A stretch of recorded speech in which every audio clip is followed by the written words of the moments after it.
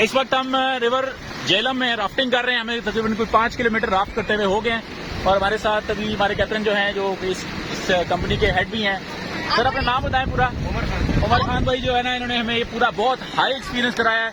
ये एक्सपीरियंस आपको पाकिस्तान में अवेलेबल नहीं है और इसके लिए लोग मनीला जाते हैं, लोग इसके लिए फिलिपाइन जाते हैं, लोग इसके लिए ऑस्ट्रिया जाते हैं, दुनिया के बेहतरीन रिवर्स में जाते हैं। और ये हमारे पास टॉप रिवर मौजूद है, रिवर झेलम, जिसमें 5 से 6 किलोमीटर की राफ्टिंग हमने की है अभी तक।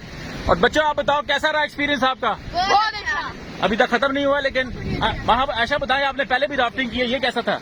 वो बहुत अच्छा था, लेकिन मुझे कोई करने नहीं दे रहा था क्योंकि मैं बहुत छोटी थी। हाँ। मैंने ये कभी एंड नहीं होने देना है। और ये बहुत लंबा है। ओह एक्सीलेंट एक्सीलेंट। मोहम्मद आप बताएं कैसा है? गुड। मुझे नहीं लग रहा। अच्छा ओके। माँ को बहुत गंदा लग रहा है। अभी तक नहीं है।